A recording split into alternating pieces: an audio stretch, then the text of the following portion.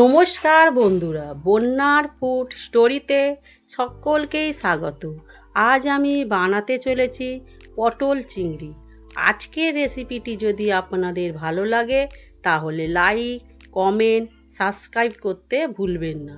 চলুন রেসিপিটি শুরু করা যাক।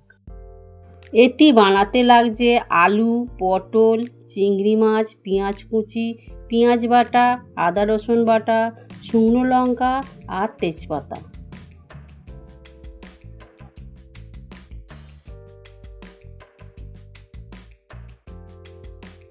এবার আমি আলুগুলোকে কেটে নিচ্ছি।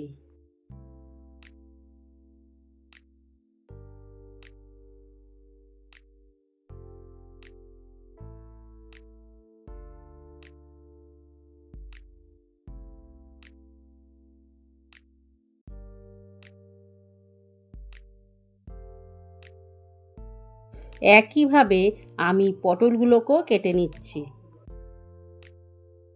এবার আমি চিংড়ি মাছে নুন হলুদ মাখিয়ে কিছুক্ষণ রেখে দেব।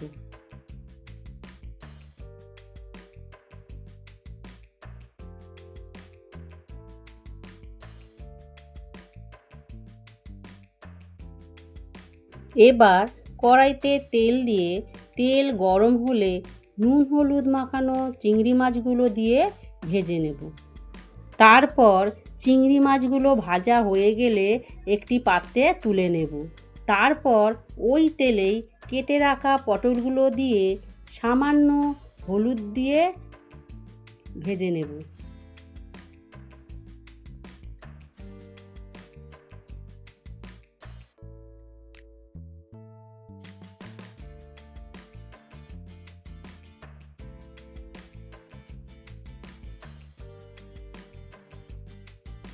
এবার পটলগুলো ভাজা হয়ে গেলে একটি পাত্রে তুলে নিয়ে আবার কেটে রাখা আলুগুলো দিয়ে ভেজে নেব।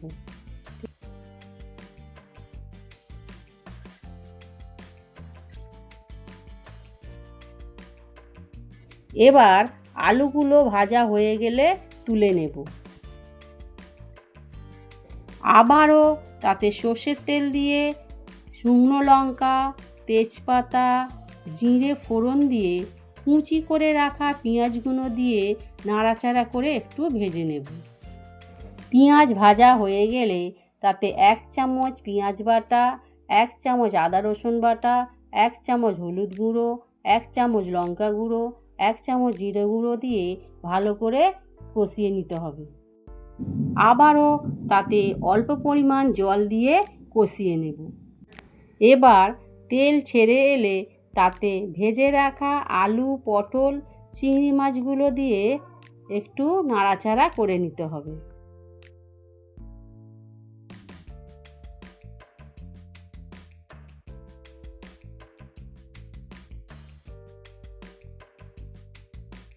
তারপর তাতে পরিমাণ মতো জল দিয়ে স্বাদ মতো নুন আর পরিমাণ মতন চিনি দিয়ে একটু নাড়াচাড়া করে 10 মিনিট ঢাকনা চাপা দিয়ে রাখতে হবে।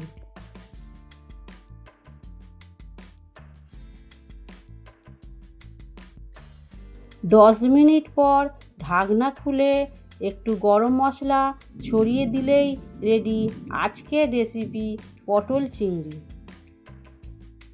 রেসিপিটি ভালো লাগলে কমেন্ট করবেন আর ভিডিওটি দেখার জন্য ধন্যবাদ।